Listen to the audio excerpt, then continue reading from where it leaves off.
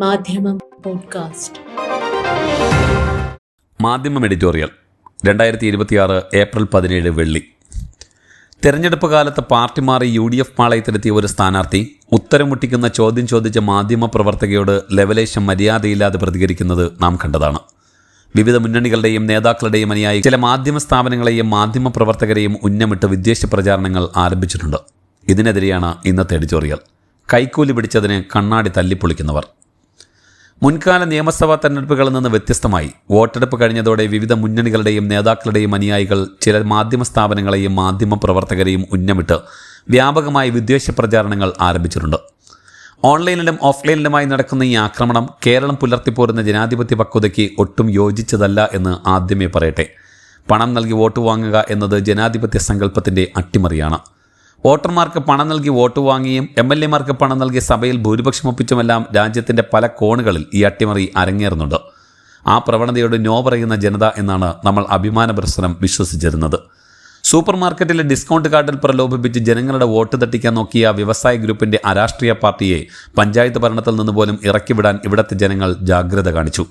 അതിനിടയിലാണ് പണം നൽകി വോട്ട് സമാഹരിക്കാമെന്ന വ്യാമോഹവുമായി ഇക്കുറി ചിലർ സ്ഥാനാർത്ഥി വേഷമണിഞ്ഞു വന്നത്. ഏത് അവിഹിത മാർഗങ്ങൾ വഴിയും ജയം ഉറപ്പിക്കണമെന്ന കേന്ദ്രത്തിലെ ബെഡാ നേതാക്കളുടെ ഉപദേശപ്രകാരമാവാം മറയില്ലാത്ത വർഗീയ പ്രചാരണങ്ങൾക്ക് പിന്നാലെ ഭക്ഷണക്കെറ്റും നോട്ടുകെട്ടുകളുമായി അവർ വോട്ടർമാരെ തേടിയിറങ്ങിയത്. ഇരിക്കുന്ന പദവിയുടെ അന്തസ്സും ഭരണഘടനയുടെ മൂല്യങ്ങളും അറിയുന്നവർ തെരഞ്ഞെടുപ്പ് കമ്മീഷനിൽ ഉണ്ടായിരുന്നുവെങ്കിൽ വർഗീയ പ്രചാരണങ്ങളുടെ പേരിൽ തന്നെ അയോഗ്യരാക്കപ്പെടാൻ പോന്നവരായിരുന്നു പല സ്ഥാനാർത്ഥികളും. കൊടിയ വർഗീയത വിളമ്പിയവരെ തടയാൻ വൈമുഖ്യം കാണിച്ച കേന്ദ്ര കമ്മീഷനെയാവാം സംസ്ഥാന തെരഞ്ഞെടുപ്പ് കമ്മീഷനും മാതൃകയാക്കിയത്. വോട്ട് പിടിക്കുക എന്ന ലക്ഷ്യത്തോടെ ഒരുക്കിയ കിറ്റുകൾ പിടിച്ചെടുത്തിട്ടും അതിന് പിന്നിൽ പ്രവർത്തിച്ചവർക്ക് ഒരു പ്രശ്നവും ഉണ്ടായില്ല.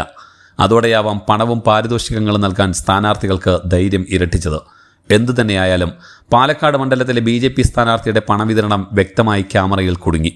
പെരുമാറ്റച്ചട്ട ലംഘനം പിടിക്കാൻ ക്യാമറ ഘടിപ്പിച്ച വാഹനങ്ങളുമായി സംസ്ഥാനമൊട്ടുക്ക് ചുറ്റി നടന്ന തെരഞ്ഞെടുപ്പ് കമ്മീഷൻ ചെയ്യേണ്ടിയിരുന്ന ജോലി മറ്റാരോ ചെയ്തു. ദൃശ്യങ്ങൾ മാധ്യമങ്ങൾക്ക് ലഭ്യമായി. ജനാധിപത്യത്തിൻ്റെ കാവൽ ജോലിക്കാരായ മാധ്യമങ്ങൾ ഒന്നടങ്കം വാർത്ത നൽകി. ഇതിൽ കുപിതയായ സ്ഥാനാർത്ഥിയും പരിവാരങ്ങളും വാർത്ത ആദ്യമായി പുറത്തുവിട്ട മീഡിയ വൺ റിപ്പോർട്ടർ സാജിദ് അജ്മലിനെതിരെ കടുത്ത ഭീഷണിയുമായി ഇറങ്ങിയിരിക്കുകയാണ്.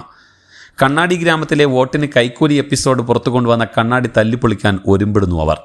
തങ്ങൾക്കിഷ്ടമില്ലാത്ത വാർത്ത നൽകുന്നവരെ കള്ളക്കേസിൽ കൊടുക്കുകയും കായികമായി നേരിടുകയും ചെയ്യുന്ന ഉത്തരേന്ത്യൻ സംഘപരിവാർ ശൈലി കേരളത്തിലും ആവർത്തിക്കാനുള്ള പുറപ്പാടാവാം അത്. ആ നീക്കം ചെറുക്കാൻ പൗരസമൂഹവും നിയമനീതിപാലന സംവിധാനങ്ങളും മുന്നിട്ടിറങ്ങേണ്ടതുണ്ട്. സംസ്ഥാനത്ത് ഭരണമുന്നണിയുടെ രീതിയെ ഒരു ചാനൽ ചർച്ചയിൽ വിമർശിച്ചു എന്നതിൻ്റെ പേരിൽ മാധ്യമപ്രവർത്തക സ്മൃതി പരുത്തിക്കാടിനെതിരെ സൈബർ സ്പേസിൽ നടക്കുന്ന സംഘടിത അധിക്ഷേപങ്ങൾ മര്യാദയുടെ സകല അതിരുകളെയും ലംഘിച്ചിരിക്കുന്നു. തെരഞ്ഞെടുപ്പ് ദിവസം രാത്രി വരെ സ്ത്രീ സുരക്ഷയെക്കുറിച്ചുള്ള പോസ്റ്റുകളും ക്യാപ്സുകളും പ്രചരിപ്പിച്ചവരാണ് നേരമിരുട്ടിയതോടെ ഒരു വനിതയ്ക്കെതിരെ അപവാദങ്ങളുമായി ഓരിയിടുന്നത്. സർക്കാരിൻ്റെ നയങ്ങളെ അനുകൂലിച്ചും എതിർത്തും ചാനൽ ഫ്ലോറുകളിൽ നിന്ന് ശബ്ദങ്ങളുയരും. പത്രങ്ങളിൽ വാർത്തകൾ വരും. അഭിപ്രായ സ്വാതന്ത്ര്യം ആരുടെയും ഔദാര്യമല്ല, ജനാധിപത്യ ഇന്ത്യയുടെ ഭരണഘടന നൽകുന്ന അവകാശമാണ്. ഭരണകൂട വാർത്തകൾ മാത്രമേ സംപ്രേഷണം ചെയ്യാവൂ എന്ന സംഘപരിവാർ ശാഠ്യത്തിൻ്റെ കേരള എഡിഷൻ ആവരുതിയെന്ന് മുന്നണി നേതാക്കൾ അണികളെ പറഞ്ഞു മനസ്സിലാക്കണം. പ്രതിപക്ഷ മുന്നണി പ്രവർത്തകരും മതസംഘടനകളൊന്നും ഇതിന് അപവാദമല്ല. ഈ തെരഞ്ഞെടുപ്പ് കാലത്ത് പാർട്ടി മാറി UDF പാളയത്തിലെത്തിയ ഒരു സ്ഥാനാർത്ഥി തൻ്റെ ഉത്തരം മുട്ടിക്കുന്ന ചോദ്യം ചോദിച്ച മാധ്യമ പ്രവർത്തകരോട് ലെവലേശം മര്യാദയില്ലാതെ പ്രതികരിക്കുന്നത് നാം കണ്ടതാണ്. മാധ്യമങ്ങൾ സമ്പൂർണ്ണ ശരിയോ വിമർശനങ്ങൾക്ക് അതീതരോ ഒന്നുമല്ല. പക്ഷേ ഇഷ്ടമില്ലാത്ത മാധ്യമങ്ങളെയും മാധ്യമ പ്രവർത്തകരെയും വളഞ്ഞിട്ടാക്രമിക്കുന്ന രീതി ആരുടെ ഭാഗത്തു നിന്നായാലും വകവെച്ചു കൊടുക്കാനാവില്ല. മാധ്യമം പോഡ്കാസ്റ്റ്.